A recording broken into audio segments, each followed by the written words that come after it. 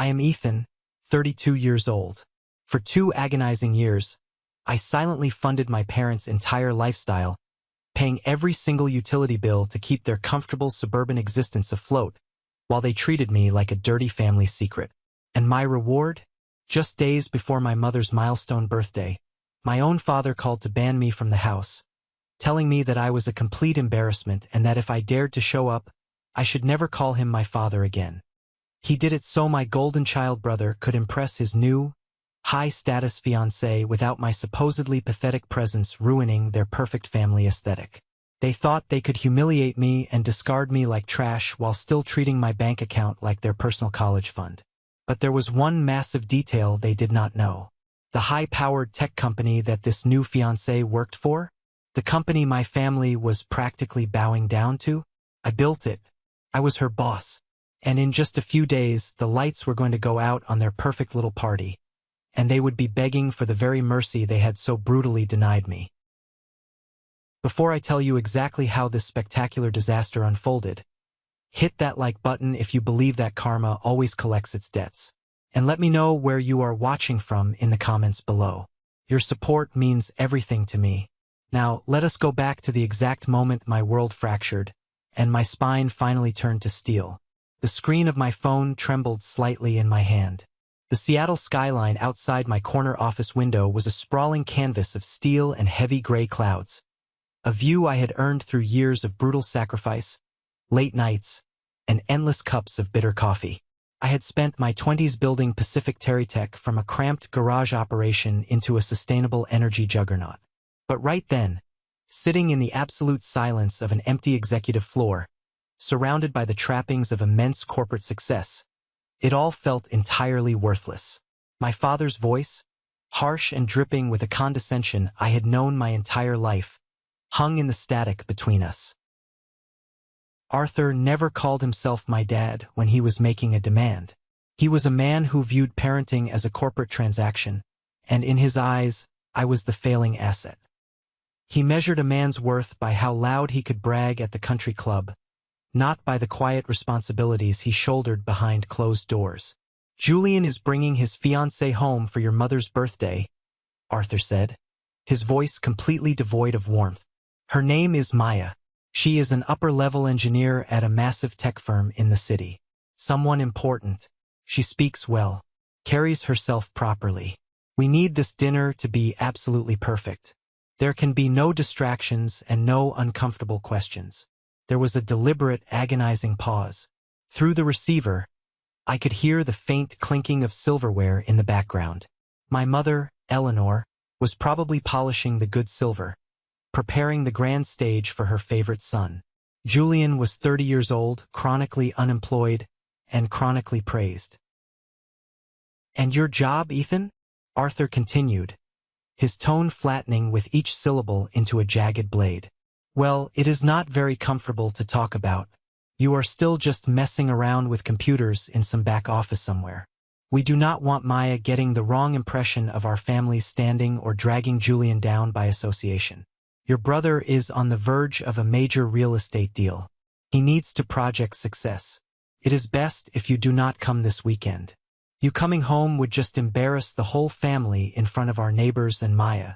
My throat constricted. Invisible hands were tightening around my windpipe, choking the air out of my lungs. I gripped the edge of my desk until my knuckles turned completely white. The polished mahogany surface beneath my fingers offered absolutely no comfort. It was a custom piece my assistant had insisted was mandatory for the co-founder of a multi-million-dollar company. But in that moment, I felt like a small, worthless child standing in the dark shadow of my father's overwhelming disapproval. I thought about the sheer hypocrisy of his words. Arthur was talking about projecting success, about real estate deals and family standing, while completely ignoring the reality of his own financial ruin. "What exactly are you saying?" My voice emerged much lower than I intended. It was a dangerous, hollow calm that I barely recognized as my own. I wanted him to say the actual words. I wanted him to own his cruelty out loud instead of hiding behind passive-aggressive suggestions. "I am saying stay away, Ethan," Arthur snapped, his temper flaring because I was forcing him to drop the polite charade. We have a reputation to maintain. If you still insist on showing your face and ruining your brother's big night with your depressing attitude, do not ever call me your father again. I mean it. You will be dead to me." The call disconnected with a soft, clinical click. It echoed in my silent office louder than any slammed door ever could. He had hung up on me. 32 years of trying to be the perfect, obedient, invisible son, erased in a 30-second phone call. All because I did not fit the glamorous narrative they wanted to sell to a stranger. At that exact second, my phone screen shifted. A push notification from my banking app slid smoothly into view. A cruel joke delivered by an emotionless algorithm. Transaction complete. Automatic monthly payment of $397 for city utilities has been processed. I stared at the bright white letters on the screen. Just like the previous 23 months. Just like the nearly $10,000 total I had quietly transferred from my salary to keep their heat running, their lights on, and their high-speed internet flowing. I paid for the water they drank. I paid for the electricity that was currently illuminating their pristine living room. I paid the exorbitant HOA fees they incurred just to keep up appearances in a neighborhood they could no longer afford. Not once in 2 long years had I received a simple thank you. Not once had they acknowledged that their mortgage-free, comfortable lifestyle was being heavily subsidized by the son they had just deemed too shameful to sit at their dining table. To them, the money just magically appeared, an entitlement they deserved simply for bringing me into the world. I set the phone down on the desk. I did not cry. I did not scream. I did not throw my coffee mug against the thick glass wall of my office. The pain was too deep for a temper tantrum. Instead, a chilling, absolute vision flashed through my mind. It was a premonition of what was to come. I pictured their pristine house, filled with guests in expensive clothes. I pictured the smell of roasted chicken, my mother holding court in the center of the room, my brother Julian puffing out his chest and bragging about his fictional successes. And then, I pictured the utter, suffocating darkness. I pictured a phone screen lighting up a pitch-black kitchen, and a young woman in a designer dress staring at my face on a video call, the color draining from her cheeks as she whispered the word boss. I saw the absolute destruction of the false reality they had built on my back. I saw the house of cards collapsing. But we are not there yet.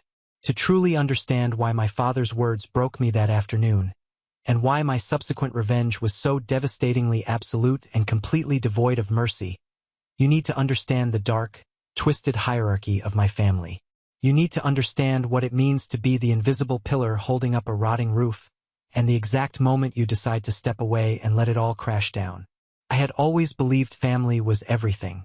Growing up in our affluent, upper-middle-class suburb, I was conditioned to believe that blood loyalty trumped personal happiness. I became an absolute expert at fading into the background. I was the master of stepping aside in family photos so Julian could stand in the absolute center. I was the one who ate the burnt piece of toast, who quietly handled the tedious household chores, who fixed the broken lawnmower while my younger brother basked in the blinding, unyielding spotlight of my parents' adoration. Julian was the classic golden child. If he managed to tie his shoes without tripping, my parents threw a parade. If he brought home a report card full of terrible grades, it was never his fault. It was because the teacher was clearly intimidated by his raw potential and creativity. His minor graduations, his lateral promotions at meaningless entry-level jobs, even his dramatic breakups became monumental family events requiring extensive catering and emotional support circles. I remember Julian's college graduation vividly. It is a memory burned into my brain like a brand. It was a crisp spring day, the kind of day that looks perfect on a greeting card. My parents had invited half the neighborhood, footing a massive bill for a backyard reception that rivaled a luxury wedding. There were ice sculptures, a live jazz band, and catered filet mignon. What nobody at that party knew, and what my parents conveniently chose to bury in the deepest part of their denial, was that my early salary as a junior developer had paid for Julian's final 3 semesters. When Arthur's local real estate investments took a massive hit during an economic downturn, he panicked. He was facing a massive lawsuit from a contractor and was bleeding cash. But instead of cutting back on his expensive country club memberships or selling his luxury car, he came to me. I was the one who quietly transferred my hard-earned savings to the family account so Julian would not have to take out student loans or get a part-time job. I drained my own safety net to pad his landing. I sacrificed my own security so Julian could party through his senior year without a care in the world. During the speeches that afternoon, Arthur stood on the patio, wearing a tailored suit, raising a glass of expensive champagne to the crowd. "To Julian," Arthur boomed, his voice echoing over the manicured lawn. "A young man who pulled himself up by his bootstraps. A true self-made success. He is destined for absolute greatness, and we could not be prouder of the man he has become entirely on his own." I stood in the far corner near the plastic folding chairs, holding a cup of warm soda, wearing a suit I had bought off the rack 3 years prior. David, a guy I had considered my absolute best friend since middle school, walked right past me. He clapped Julian on the back, handing him an expensive gift bag. "Man, you are the absolute pride of the family," David had said, speaking loudly enough for Arthur to hear. David was going through a very messy divorce and a brutal custody battle at the time. His life was falling apart, and he was clearly angling for a free invitation to my family's annual lake house trip to escape his own miserable reality. David did not even look in my direction. In our family's toxic ecosystem, allying with me was social suicide. Julian was the blazing sun, and I was just the dark, empty space meant to make him look brighter. The toxic dynamics were not just limited to my parents. It was a generational poison that ran deep in the family tree, meticulously watered and pruned by my Uncle Richard. Richard was Arthur's older brother. He was a man who wore tweed jackets to family Thanksgiving dinners, treating every gathering like a hostile corporate takeover. He spoke with unearned authority on everything from politics to the stock market, despite having lost most of his own money in terrible investments years ago. He was always hovering, always manipulating the board, always whispering poison into my parents' ears. 3 years ago, during one of those suffocating holiday dinners, I overheard a conversation that should have been my ultimate wake-up call. I had gone into the hallway to grab another bottle of wine from the pantry. The house was loud, smelling of roasted turkey, expensive cigars, and forced laughter. Through the crack in the door, I heard Richard's distinct, gravelly voice talking to my parents in the kitchen. "You need to stop worrying about your retirement fund, Eleanor," Richard was saying to my mother, his tone incredibly dismissive. "You have Ethan. The boy has no social life, no wife, no ambition beyond fiddling with his computers in a dark room. He does not need much. He is your insurance policy. Keep him close, make him feel useful by paying the utility bills so Julian can focus on building a real legacy. Do not let Ethan think he is independent. If he thinks he is successful, he will leave, and you will lose your safety net." I stood there, completely frozen. The heavy glass bottle of Cabernet felt like lead in my hand. I looked over at the dining table in the next room. My cousin Leo was sitting there, chewing a dinner roll. He made direct eye contact with me. He had heard every single word Richard said. For a fleeting second, I thought Leo might speak up, maybe defend me, or at least offer a sympathetic nod to acknowledge the sheer cruelty of it. Instead, Leo quickly looked down at his plate and took another bite, choosing the safety of cowardice over the risk of defending the family scapegoat. He knew his place in the hierarchy, and he was not about to jeopardize it for me. They saw me as a wallet, an ATM machine with a pulse, a 401k plan wrapped in human skin.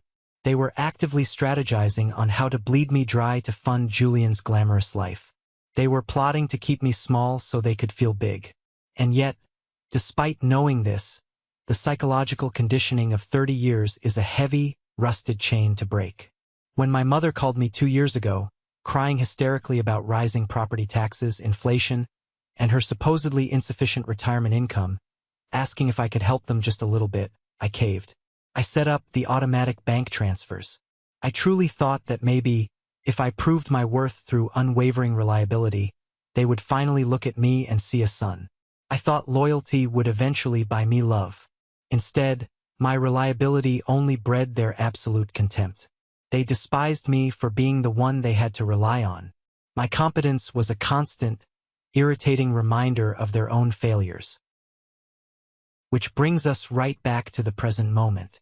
I was still sitting in my office, the echo of my father's ultimate rejection ringing in my ears. He had disowned me to protect the family's fragile image from my supposedly mediocre existence. My phone vibrated violently on the desk. A text message lit up the screen. It was from Eleanor, my mother. Just got a notice from Comcast that the high-speed internet bill is due next week. Can you take care of it immediately? Julian needs the fast connection to show Maya some presentation videos during the party. Do not forget to transfer the money. I stared at the words until they blurred. Not a single mention of what Arthur had just done to me. No apology for the fact that I was permanently banned from the very party she wanted me to finance. No checking to see if I was hurt, or angry, or even breathing. Just a cold, calculated demand. An extraction of resources. She did not care that her husband had just ripped my heart out. She only cared that her internet might lag. Something inside me snapped right then and there. But it was not a loud, chaotic break. It was not a fiery explosion of rage. It was a quiet, profound crystallization.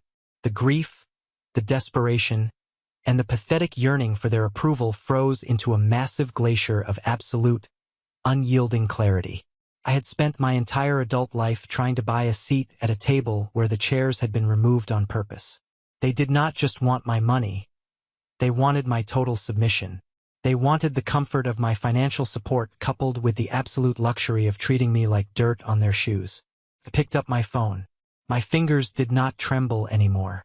The frightened boy who craved his father's approval was dead. The man who built a tech empire was finally waking up, and he was not going to write another check for his own abuse. I opened my banking app. The interface was sleek, clinical, and completely detached from the emotional bloodbath of my family life. I navigated directly to the Scheduled Transfers tab. There they were. The financial lifelines of the house that had just exiled me. The invisible strings that had kept me tied to their toxic circus. City Power and Light. Auto-pay active. Municipal Water District. Auto-pay active. Comcast High-Speed Internet. Auto-pay active. I selected the first one. A sterile prompt popped up on the screen. Are you sure you want to cancel this recurring payment? Yes, I whispered to the empty room. I hit confirm. Then I moved to the next one. And the next. Within 60 seconds, I completely severed the financial artery I had been keeping wide open for 2 long years. I did not do it out of an impulsive need for petty revenge. I did it out of pure, uncompromising self-preservation. They had taken my childhood, my self-esteem, and my rightful place in the family hierarchy. But they were not going to take my dignity. Not anymore. I was cutting the cord. A gentle knock on the heavy glass door pulled me from my thoughts. Clara, my executive assistant, pushed the door open. She was holding a stack of legal folders and a digital tablet. Clara had been with me since Pacific Terrytech was just a scrappy startup operating out of a cramped, poorly ventilated co-working space. She was fiercely loyal, relentlessly organized, and completely oblivious to the pathetic dynamic of my family life. She only knew the Ethan who commanded boardrooms, not the Ethan who cowered before his father. Ethan, she said, tapping her tablet with a stylus. The legal team finalized the patent paperwork for the new solar initiative. We also got the final settlement documents for that corporate lawsuit from last quarter. We won definitively, and Mr. Sterling's office just confirmed his attendance for the board meeting on Thursday.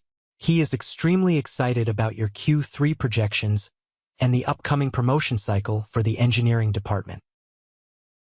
Mr. Sterling was a billionaire venture capitalist and our primary investor. He was a man who commanded boardrooms with a mere whisper and terrified seasoned corporate executives. Yet, when he spoke to me, it was with absolute respect. To the corporate world, I was a visionary. I controlled the massive salary structure of hundreds of employees. To my family, I was a stain they needed to scrub out before company arrived. The stark contrast between my professional reality and my personal nightmare was enough to induce severe whiplash. "Thank you, Clara," I said, my voice steadying, anchoring myself in the reality of my success. "Leave the patent files on the desk and push my 3 o'clock meeting with Marcus to tomorrow morning. I need some time to review the data." Clara frowned slightly, her professional mask slipping just a fraction. Marcus was a rival board member, a corporate shark who constantly tried to undermine my authority. He was always waiting for me to slip up so he could push his own agenda and steal the credit for my team's hard work.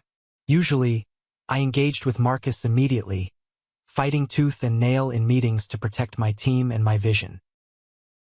"Are you sure?" Clara asked, hesitating.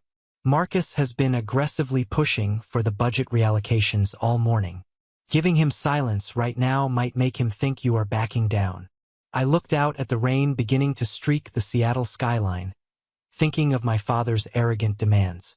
"Let him think whatever he wants, Clara. Silence is not weakness. Sometimes it is just letting the other person walk blindly into a brick wall of their own making. I am done fighting battles that do not serve me." That philosophy became my impenetrable armor for the next 2 weeks. The silence from my end towards my family was absolute. I did not reply to my mother's demanding text message about the internet bill. I did not call Arthur to argue, to scream, or to plead my case. I simply vanished from their radar, becoming a ghost in my own life. I focused entirely on the upcoming merger, burying myself in spreadsheets and strategic planning. But the real world does not operate on emotional silence. It operates on rigid billing cycles and late fees. 5 days after I canceled the payments, the first automated warnings started rolling into their pristine suburban house. I knew this because my father actually left a voicemail. I sat in my car in the underground parking garage of my building, listening to it through the Bluetooth speakers. "Ethan?" Arthur's voice boomed through the car, irritated and intensely impatient. "The power company sent some ridiculous automated call about a missed payment. You need to fix whatever glitch is happening with your bank account right now. Call your bank. Handle it today. We have a lot of preparations for your mother's party, and I will not have you ruining it with your complete incompetence." There was no concern in his voice, no reference to our last conversation where he explicitly told me not to call him Dad. Just an order barked to a subordinate. He genuinely believed that even after disowning me, I was still legally and morally obligated to pay his light bill. I deleted the voicemail before he even finished the sentence. I shifted the car into drive and left the garage. By day 10, the tension was simmering rapidly, though I remained entirely removed from the blast zone. I was in the middle of reviewing a massive commercial real estate lease for our new research and development facility when my personal phone buzzed. It was David, my old so-called friend who had spent years kissing the ground Julian walked on. I almost ignored it, but morbid curiosity won out over my discipline. I answered the call. "Hey, Ethan. Long time no see, man," David said. His voice was dripping with that fake, forced camaraderie people use when they desperately want a massive favor. "What do you want, David?" I asked, skipping the pleasantries entirely. I had no patience for small talk with a traitor. He chuckled nervously, clearly thrown off by my coldness. "Wow, straight to business. Look, I was just talking to Julian. He is hyping up this huge dinner party for your mom this weekend. Said his new girl, Maya, is coming. He was telling us all about her at the sports bar last night." "Good for him," I said, my eyes scanning a complex liability clause on the contract in front of me. "Yeah, well," David lowered his voice, dropping into a conspiratorial whisper, relishing the toxic gossip. "He was saying some pretty harsh stuff about you, man. I thought you should know. We are old buddies, right? I got your back. Spit it out, David. I do not have all day. Julian told Maya that you are entirely unemployed. He said you got fired from some low-level IT job years ago and you have been living in a tiny, depressing basement apartment, basically mooching off your parents' goodwill and draining their retirement. He told her they try to include you out of pity, but you are too embarrassed by your own massive failures to show your face at family events. He made you sound like a total parasite, man. I stopped reading the contract. My expensive pen hovered motionless over the thick paper.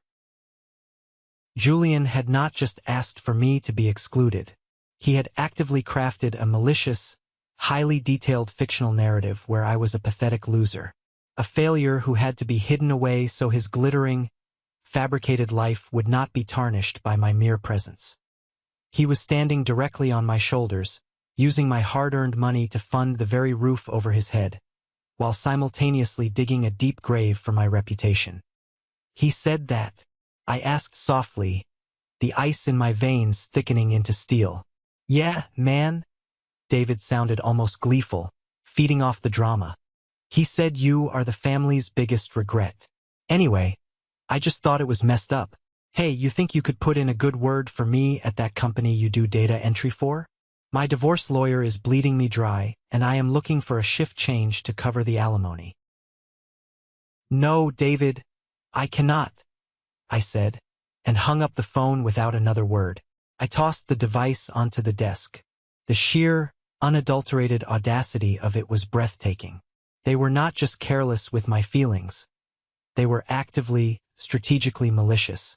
Julian was spinning a massive web of lies to impress a woman who, entirely unbeknownst to him, reported directly to my executive team. I leaned back in my leather chair, looking up at the ceiling. The storm was not just coming anymore. It was already here, and I was going to open the floodgates and let it wash them all away. They wanted to play a game of appearances. I was about to show them reality. The day of my mother's birthday finally arrived. It was exactly 3 weeks since Arthur had commanded me to never call him my father again. Outside my office window, a classic, brutal Seattle storm was brewing. The sky was the color of bruised iron, and heavy, aggressive raindrops were tracing jagged paths down the thick, soundproof glass. The weather perfectly matched the atmosphere inside my mind. Turbulent, dark, but firmly contained behind an unbreakable barrier of logic and control. I was the only one left on the executive floor. It was 4:30 in the afternoon. I sat at my desk, an untouched cup of black coffee cooling rapidly beside my keyboard. I was not working. I was not reviewing pending lawsuits or analyzing stock trends. I was simply waiting. I was sitting in the eye of the hurricane, waiting for the walls to collapse on the people who built them. I knew their schedule intimately. I knew the precise rhythm of my mother's extravagant parties. The caterers, paid for by the money they saved from not paying their own light and water bills, would be setting up the elaborate buffet right now. Julian would be pacing the living room, adjusting his expensive tie, aggressively rehearsing whatever lies he was going to feed Maya about his fictional real estate successes. My mother would be lighting the decorative, imported candles on the dining table, entirely unaware that very soon, those candles would be their only source of light in the house. At exactly 4:45, my phone screen lit up in the dim office. Eleanor, Mother. I watched it vibrate silently on the solid mahogany wood. It buzzed its desperate, pathetic little dance until it stopped. A missed call notification appeared on the lock screen. 10 seconds later, it rang again. Arthur. Father. I let it ring. I picked up my coffee cup, rotating the warm ceramic slowly between my palms, feeling the heat seep into my skin. The hollow calm inside my chest was vast and profound.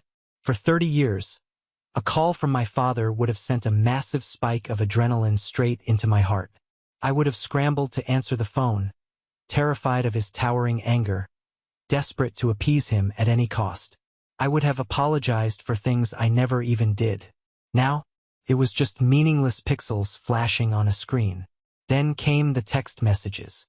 They did not arrive one by one. They arrived in a frantic, overlapping barrage of utter panic. From Mom, at 4:52 p.m., Ethan, the power just went out. The entire house is completely dark. The caterers cannot use the ovens to heat the food. What is wrong with your bank account? Fix it now. We have guests arriving in 20 minutes. From Julian, at 4:54 p.m. What the hell is your problem, dude? Maya is going to be here any second and the internet is down. I need the Wi-Fi for the smart home lighting and the background music. Pay the damn bill. Stop being a useless loser and do something right for once. From Mom, at 4:58 p.m., Ethan. The water pressure just dropped to 0. The toilets will not flush. We have 30 people coming over. Answer your phone right now. You are ruining my birthday. I will never forgive you for this. I read each message as it populated on the lock screen. They were furious, panicking, unraveling violently at the seams. And yet, in all their blind panic, not a single one of them asked if I was okay. Not one of them realized that the bank account was not broken. They just assumed their personal ATM was jammed, and they were aggressively kicking it, demanding it dispense their cash. By 5:15 p.m., the extended family had been officially drafted into the war. My phone was vibrating off the desk. From Uncle Richard, you selfish brat. Embarrassing your mother on her milestone birthday? After everything they have done for you? After they paid for your life and kept you off the streets? You are a complete disgrace to this family. You should be ashamed to show your face anywhere. From Cousin Leo. Man, Julian is losing his mind over here. Just pay the bill, Ethan. You know how Dad gets when he is angry. Do not make it worse for yourself. Just fix it, apologize, and maybe they will let it slide. I set the phone back down on the desk. I did not type a single letter in response. There was absolutely nothing left to explain, no defense I needed to mount. I had spent a lifetime explaining myself to people who had firmly decided to misunderstand me before I even opened my mouth. They always chose the louder voice, the more convenient lie, over the quieter, harder truth. I sat there in the silence of my multi-million-dollar office, watching the city lights begin to flicker on through the relentless rain. In that moment, looking at those hateful messages, I realized a fundamental truth about abuse disguised as family obligation. They were not calling me because they missed their son or their brother. They were calling me because the mule had finally dropped the heavy plow, and there was no one left to drag their entitled weight through the mud. The storm had officially made landfall in their pristine suburban living room. They were drowning in the dark, surrounded by the wreckage of their own unparalleled arrogance and greed. The facade was cracking wide open, but the true devastation had not even begun, because the phone was about to ring one more time, and this time the camera was going to be on. The truth was about to step into the light, and there would be nowhere left for them to hide. I thought the worst was over. I was so incredibly wrong. The relentless vibration of my phone finally shattered the heavy silence of my office. It was not another frantic text message or an angry automated alert from a utility company. It was a video call. I glanced at the screen, expecting to see Arthur's furious face ready to berate me. Instead, the name that flashed across the glass was Aunt Sarah. Aunt Sarah was my mother's younger sister, and quite frankly, the only member of my extended family who possessed a shred of human decency. She was the one who used to sneak me extra slices of pie at Thanksgiving when Arthur decided I had eaten enough. She was the one who actually asked about my interests, rather than interrogating me about my salary or why I was not as successful as Julian. She used an outdated, incredibly clunky video chatting app that only she and I still kept on our phones. I took a deep breath, adjusting my posture in my leather chair, and accepted the call. The screen flickered, struggling to connect through the heavy Seattle storm, before finally resolving into a chaotic, dimly lit scene. Aunt Sarah's face appeared, partially obscured by the warm, flickering yellow light of a decorative candle behind her. I knew that kitchen intimately. I knew every single cracked tile near the baseboards, every squeaky cabinet door, the exact spot on the granite counter where my mother prepared her extravagant, overpriced meals. But tonight it looked entirely different. It looked like a war zone. The pristine, upper-middle-class illusion had been completely stripped away by the absolute darkness. "Ethan, honey," Aunt Sarah said. Her tone was gentle, probing, completely lacking the venom that had infected the rest of the family's messages. "Are you okay? It is absolute madness over here." I met her eyes through the digital screen. I could see the genuine concern etching lines around her mouth. "I am fine, Aunt Sarah. Just finishing up some work at the office." Behind her, the room was a symphony of chaos. I could hear the catering staff arguing in hushed, panicked tones about ruined hors d'oeuvres. I heard the unmistakable sound of my mother weeping dramatically, playing the ultimate victim. "You are not going to pay for it, are you?"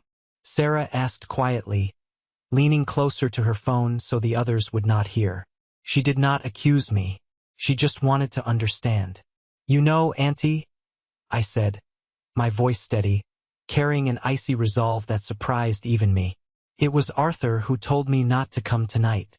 He called me explicitly to tell me that my presence would be a humiliating stain on Julian's big introduction. He said if I insisted on showing up to the party I have been funding for 2 years, I should never call him my father again. So, I am simply respecting his wishes. I am no longer his son, and a stranger does not pay his utility bills." Sarah fell completely silent. Her eyes widened as the sheer cruelty of Arthur's actions registered. But before she could offer any words of comfort, the fragile peace of our call was violently interrupted. My mother's shrill voice cut through the background noise like a jagged knife. "Is that him? Is that the selfish little brat?" Eleanor pushed her way into the frame, her carefully styled hair slightly disheveled, her expensive mascara smudged from her theatrical tears. "Tell him I am completely ashamed of him. On this day of all days, my milestone birthday, how could he do this to his own mother? We are sitting in the dark like animals." Right behind her, Arthur appeared, his face flushed a dangerous shade of crimson. "It is not that serious, Eleanor," he barked, trying to maintain his arrogant authority even while standing in a pitch-black kitchen. "He is just throwing a pathetic tantrum over money. What kind of son gets petty over a few $100s? We raised him. We put a roof over his head. He owes us." Then came Uncle Richard, hovering over Arthur's shoulder like a twisted advisor. "Poor Julian," Richard sneered loudly, making sure his voice carried perfectly into the phone's microphone. "Having to deal with a brother like that on the most important night of his life. The boy is a complete parasite. He always has been." I remained entirely silent. I sat in my luxurious, brilliantly lit corner office, watching this pathetic performance unfold on my screen like a tragic comedy I had seen 1,000 times before. They were so predictable. Even when faced with the direct consequences of their own horrific behavior, they could only double down on their delusions. They were not angry that I was hurt. They were furious that the ATM machine had grown a spine. Heavy footsteps approached the camera. Julian forcibly shoved Aunt Sarah out of the way and snatched the phone from her hands. His face filled the screen, twisted in an ugly sneer of pure annoyance and entitlement. He was wearing a custom-tailored suit that I knew for a fact he could not afford on his current non-existent income. "You really have no shame at all, do you?" Julian spat, his eyes wild with misplaced rage. "Mom has been crying for an hour. The caterers are threatening to leave. You are completely ruining my night. Maya is in the living room wondering why she is dating into a family of hillbillies who cannot even keep the lights on. Fix this right now, Ethan, or I swear to God." "Or you will do what, Julian?" I interrupted. My voice was not raised, but the absolute crushing weight of my tone stopped him dead in his tracks. "You will continue to lie to your fiancé about your fake real estate career? You will continue to pretend you aren't living off the money I send every single month?" Julian's face went pale for a fraction of a second before the arrogance returned. "You are just jealous," he hissed. "You are a sad, lonely loser who sits in a cubicle all day. You cannot stand that I am marrying a woman with actual class, a woman who makes a real salary. You are pathetic." I was about to end the call. I was about to press the red button and leave them to their dark, cold reality. But then, destiny intervened in the most spectacular, brutally satisfying way imaginable. Another face appeared at the very edge of the frame. It was a young woman. She had perfectly styled hair, flawless makeup, and was wearing a stunning, understated designer dress. She carried herself with the sharp, alert posture of someone who navigated high-stakes corporate environments for a living. She walked up behind Julian, placing a gentle hand on his shoulder, trying to soothe what she thought was just a minor family dispute over a blown fuse. "Julian, honey, is everything okay?" she asked softly. "Is the power company sending someone out?" Then her eyes drifted to the phone screen. I watched the exact millisecond her brain processed the visual information. I watched the casual, polite concern completely evaporate from her features. Her eyes locked onto my face. She looked at the expensive mahogany desk in front of me. She looked at the sprawling, panoramic view of the Seattle skyline behind me, a view that every single employee at Pacific Terrytech knew belonged to the elusive, brilliant co-founder on the top floor. The color drained from Maya's face so fast I thought she might actually faint. Her hand dropped from Julian's shoulder as if he had suddenly caught fire. Her lips parted, trembling slightly. "Mr. Ethan?"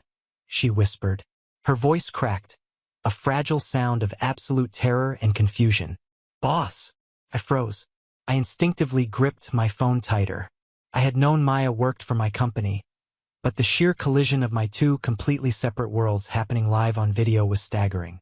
I studied her face, maintaining my emotionless, corporate mask. "Good evening, Maya," I said evenly. My voice was calm, authoritative, completely devoid of the pathetic desperation my family was used to hearing. The kitchen behind Maya went deathly silent. It was as if someone had sucked all the oxygen out of the room.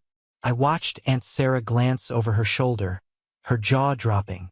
I watched Arthur and Eleanor freeze like statues. "Wait," Julian said, looking back and forth between Maya and the phone, his arrogant sneer faltering into deep confusion. "What did you just call him, boss?" "Maya, what are you talking about? He does data entry. He is a nobody." Maya did not look at Julian. She kept her terrified, wide eyes locked onto my face on the screen, completely ignoring the man she was engaged to. She was a senior engineer who had just been recommended for a massive promotion. She knew exactly who held the keys to her career, her salary, and her future in the tech industry. "Julian," Maya said, her voice shaking violently. She straightened her posture, looking past the phone camera to the rest of my stunned family hiding in the shadows. "In case you actually did not know, I work at Pacific Terrytech. Mr. Ethan is the co-founder of the company. He is the CEO's right hand. He owns half the firm." Her statement cut through the dark, silent kitchen like a gunshot. It plunged the room into a stunned, breathless void. Julian's mouth opened and closed like a dying fish. He looked at me, then at Maya, then back at me. The carefully constructed, elaborate narrative he had spent years building, the lie that I was a failure and he was the superstar, shattered into a million unrecoverable pieces in front of his entire family. I pressed my lips together, offering Maya a slow, deliberate nod of confirmation. I did not gloat. I did not smile. I just let the crushing weight of reality suffocate them. "I hope your big introduction goes perfectly, Julian," I said smoothly, my voice echoing in the dead silence of their dark house. "Enjoy the catering." And with that, I ended the call. I set the phone down on my desk. For the first time in 32 years, I leaned back in my chair, looked out at the storm raging over Seattle, and let out a long, deep breath. The massive, suffocating weight of invisibility, the desperate need for their approval, the agonizing pain of being the family scapegoat. It all completely lifted off my shoulders. They had finally seen me, not as the pathetic loser they desperately wanted me to be, but as the titan I actually was. Let's pause for a moment.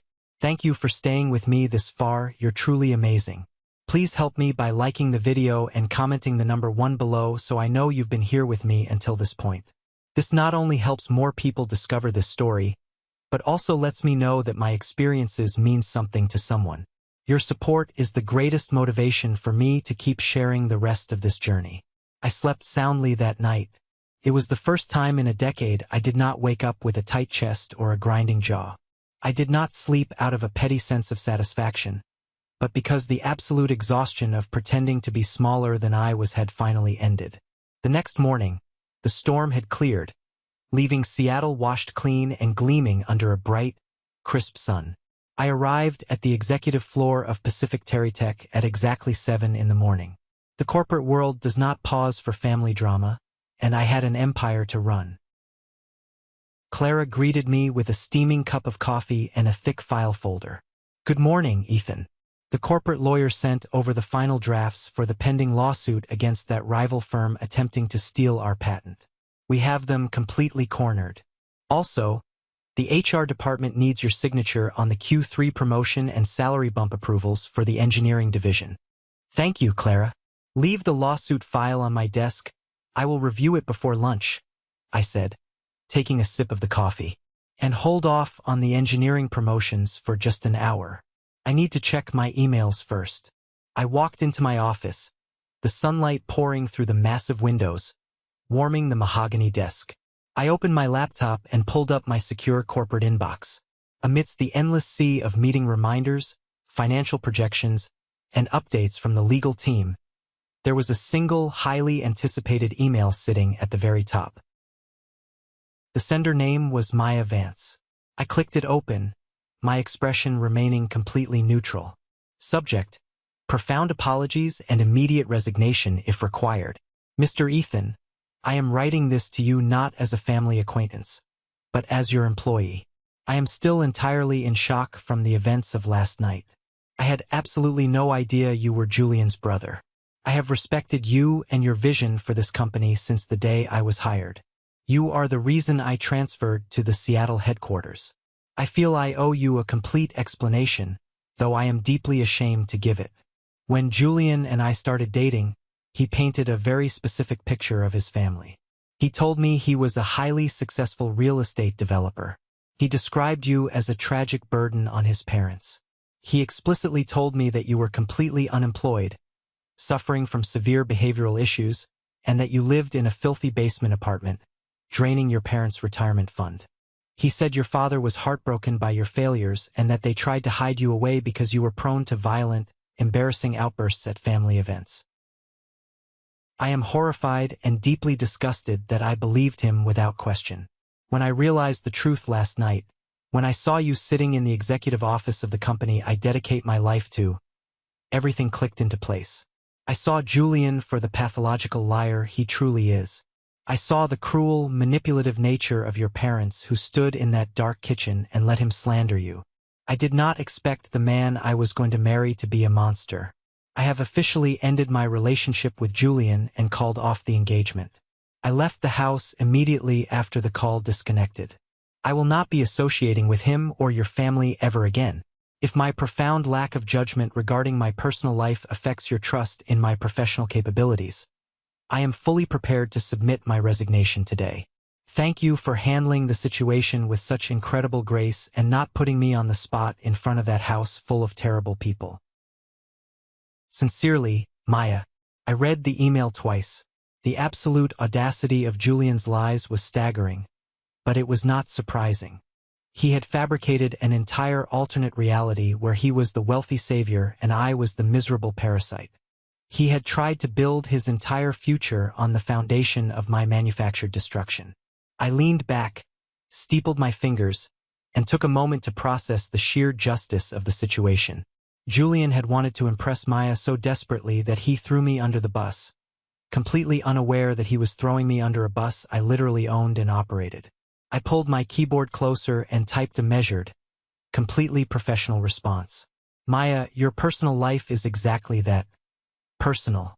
I do not expect anyone to make life-altering decisions simply to stay in my good graces, nor do I punish my employees for being deceived by manipulative people outside of this building.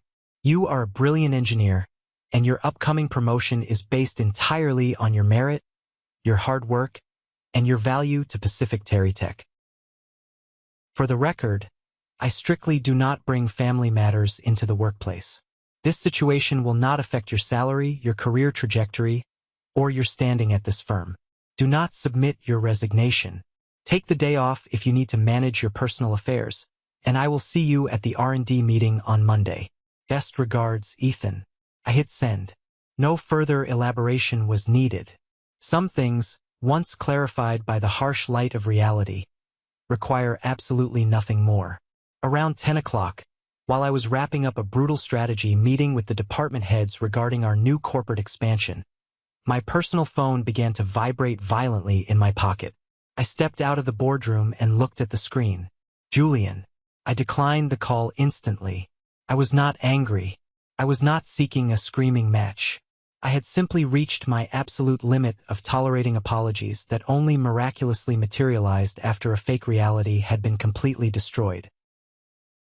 Within 60 seconds, a massive block of text arrived.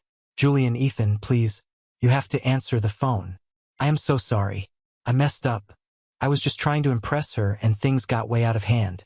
I did not mean any of those things I said. Maya packed her bags and left me. She will not answer my calls. She blocked my number. You are her boss. You have the power here. If you just call her and say something good about me, I know she will listen to you. Please, Ethan, ask her to come back to me. Do this one thing for your brother. I will do whatever you want. I stood by the floor-to-ceiling windows in the hallway, gazing down at the tiny cars navigating the Seattle streets below.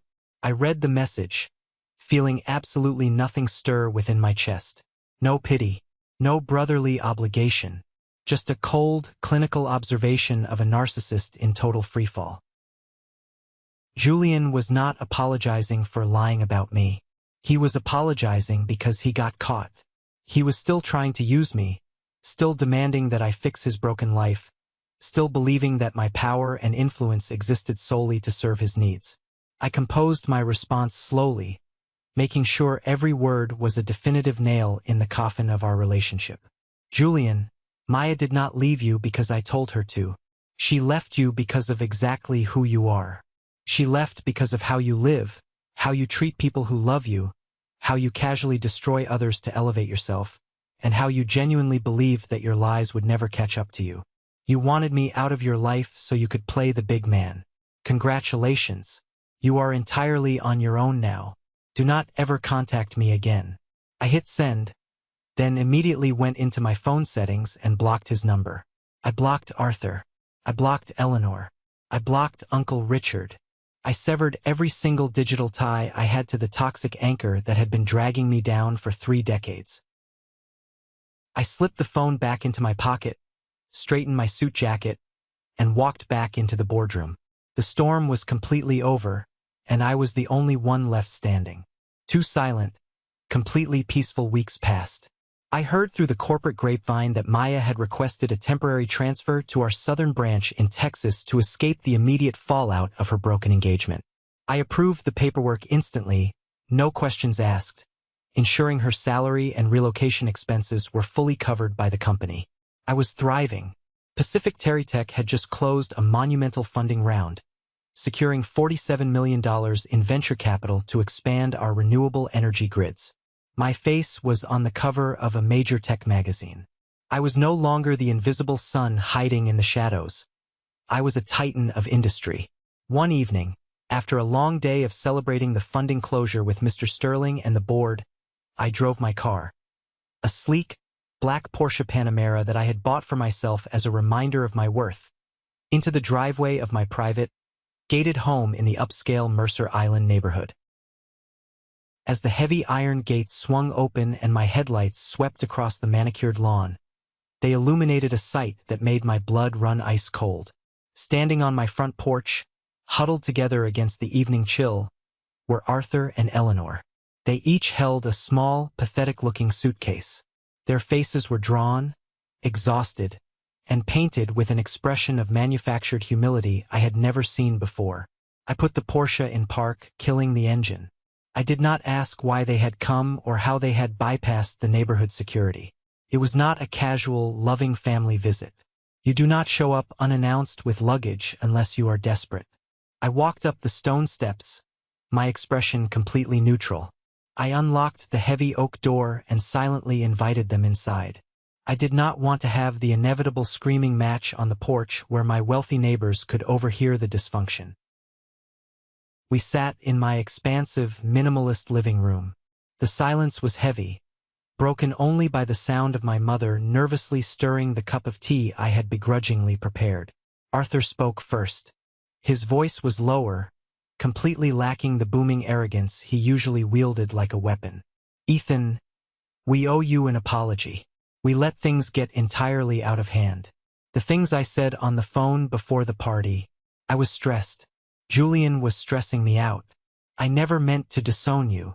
Eleanor chimed in, dabbing her dry eyes with a tissue. "Your father is right, honey. We were just so caught up in Julian's life. We forgot about our other beautiful son. We missed you so much. Family should never fight like this." I remained utterly silent. I sat in my expensive armchair, my hands resting lightly on the armrests, observing them like a scientist studying a predictable, parasitic organism. I listened closely to determine whether this apology marked a genuine ending to their abuse, or simply the beginning of a brand new grift. As I fully expected, it took less than 5 minutes for the mask to slip. Arthur cleared his throat, his eyes darting around my luxurious living room, taking in the expensive art and the high-end furniture. "We are family, Ethan," Arthur said, his tone gradually shifting back toward that familiar, entitled edge. "And family helps each other. We raised you, we fed you, we paid for your childhood. Everything you have built, everything you own right now, a part of it comes from the foundation we gave you, right?" I looked at him, my posture straightening almost imperceptibly. "Get to the point, Arthur." Eleanor leaned forward, using her softest, most manipulative voice, the exact tone she used when she wanted me to pay the Comcast bill. "Well, sweetheart, things have been very difficult since the bank error with the utility bills. Julian is absolutely devastated. He cannot get out of bed. And we read the tech magazine at the dentist's office yesterday. We saw that your company just got $47 million in funding. You are so successful now. We are so proud." She paused, taking a breath. "If you could maybe just send us about $2,000 a month? Just a little support for your aging parents. It is practically pennies for someone like you. It would save us from having to take out a second mortgage on the house." I stared at the two people sitting on my custom Italian leather sofa. The exact same people who, less than a month ago, had exiled me from a family gathering because they thought I was a disgusting embarrassment. The same people who stood in the dark and let my brother call me a parasite. Now they were sitting in my multi-million-dollar home, placing a strict monetary value on their fake apology. $2,000 a month. Suddenly, because my success was public and undeniably massive, I was worth reconciling with. A soft, completely involuntary laugh escaped my lips. It was not loud and it was not mocking. It was the kind of laugh that emerges when someone tells a lie so fundamentally absurd that it defies all logic. My parents watched me expectantly, as though waiting for me to pull out a checkbook and nod in obedient agreement. But I was not the terrified boy anymore. I had traveled way too far for that. I leaned forward, resting my elbows on my knees, my voice deadly steady. "What about Julian? How much will the golden child be contributing to your retirement fund each month?" The room seemed to pause. The air grew incredibly dense. Arthur glared at me, and Eleanor responded carefully, her voice dropping slightly. "Your brother's career in real estate is still very unstable right now. And the brutal breakup with Maya has taken a massive psychological toll on him. He cannot work. He needs our support right now." I nodded gently.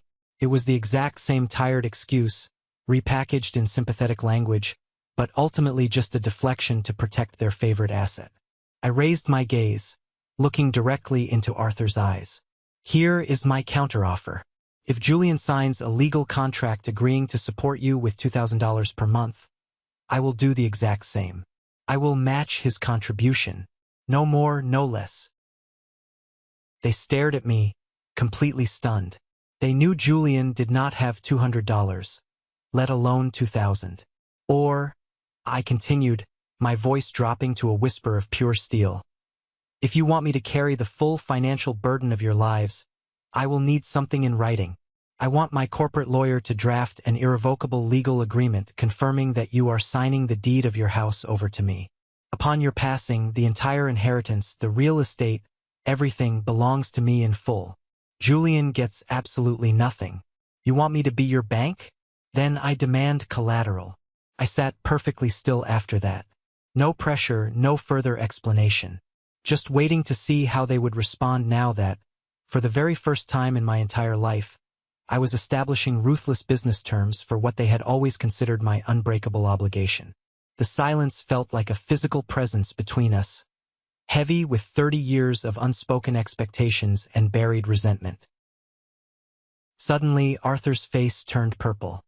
He exploded, rising to his feet so fast he knocked his teacup over, spilling hot liquid across my glass coffee table. "You ungrateful little bastard!" Arthur screamed, his voice reverberating through the high ceilings of my living room, his chest heaving with rage. "You are setting conditions for your own parents? We raised you for over 20 years. We kept you off the streets. And now you want to nickel and dime us like some greedy corporate shark? You want to steal your brother's inheritance? What kind of sick, twisted life are you living?" He shouted so loudly I was certain my neighbors could hear every word through the walls. But I did not flinch. I did not cower. I just sat with my hands resting on the armrests, my gaze completely steady.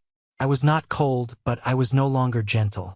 I waited for his temper tantrum to completely burn out before standing up carefully. I buttoned my suit jacket. My voice emerged low, calm, yet clear enough to cut through the chaotic mess he had created in my home. "I think you both should leave my house immediately, before I call the police." It was not a threat spoken in blind anger. It was merely a polite request from a man who had finally reached the absolute limits of what his self-respect could endure. No one said anything else. Eleanor began to cry real tears this time, realizing the ATM was permanently closed. The only sound left was the pathetic dragging of their cheap luggage across my expensive hardwood floors, and the heavy thud of my front door closing behind them. A sound quieter than everything they had left unsaid, but infinitely more powerful. After they left, I stood at the massive window of my living room, watching them trudge down my driveway toward their aging sedan. I watched their taillights fade into the Seattle night, and I realized something profound. The familiar, deep ache in my chest, the heavy, suffocating knot of anxiety I had carried for 3 decades, had finally, completely dissolved. It has been 2 full years since that night. I have not seen them since. I kept their numbers blocked, I instructed Clara to screen all my corporate emails, and I completely cut the toxic cord that had kept me tethered to their dysfunction. I stopped reaching out and simply waited to see if they would ever try to contact me just to see how I was doing, without a financial motive attached. They never did. In those 2 years, there has been no phone call asking about my health, no birthday card in the mail, not even a simple text message asking if I am happy. The silence proved exactly what I had always feared, but desperately needed to know. I was never a son to them. I was simply a resource. And once the resource dried up, my existence ceased to matter. I heard through Aunt Sarah that the family structure collapsed shortly after they left my house. Without my monthly utility payments, Arthur and Eleanor were forced to downsize, selling the pristine suburban house to pay off the massive debts Arthur had hidden. Julian, unable to leech off his parents any longer, finally had to get a miserable entry-level job. He still blames me for ruining his life. Even David, the old friend who had so eagerly betrayed me, faced his own brutal karma. His messy divorce ended in a total disaster for him. He lost custody of his kids and was ordered to pay crippling alimony, proving that clinging to toxic people like Julian only drags you down with the sinking ship. I used to believe that with enough time, enough money, and enough patience, my family would magically change. I used to think I could buy their love by paying their bills. But I have realized the hard way that some people never change, especially those who refuse to acknowledge they are holding the knife. You cannot heal in the exact same environment that made you sick. And so I mourned them. I went through the emotional equivalent of a funeral for the parents and the brother I desperately wished I had, but never truly existed. Today I still live in Seattle. I still run Pacific TerryTech, pushing the boundaries of renewable energy and ensuring my employees, like Maya, receive the massive promotions and salaries they actually deserve. I move through my days with a lightness I never thought possible. The only difference is that I no longer allow myself to be an emotional ATM, ready to dispense my soul and be damaged in the name of twisted family obligation. I have begun building a completely new life, surrounded by a chosen family. I have built relationships with people who see me clearly for who I am. I have colleagues who value my brilliant ideas, friends who call just to check in, and Aunt Sarah who comes over every Sunday for dinner just to laugh and share a meal.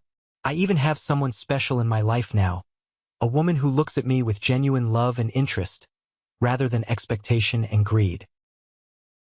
If there is one massive, undeniable truth I have learned from this entire nightmare, it is that family is not a biological trap where people can demand your money, abuse your kindness, and call it love.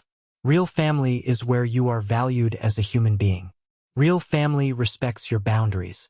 You are not a backup plan, a college fund, or a last resort when everything else fails. Before I close this chapter of my life and end this video, I want to ask you a question. Was I wrong? Was I too harsh to refuse $2,000 a month to the aging parents who technically raised me? I used to believe that family could fix anything if you just tried hard enough. But after being treated like a disgusting stranger in my own home more times than I can count, I chose to stand up, break the cycle of abuse, and walk away. Was I too cold? Perhaps. Or perhaps I was finally learning to value my own life at exactly the right time. Have you ever faced something similar with your own family? Have you ever had to cut the cord on toxic people you were supposed to love? Share your story in the comments below. Let's build a community of survivors who know their worth. And don't forget to like and subscribe so you don't miss the next journey. Stay strong and never apologize for protecting your peace.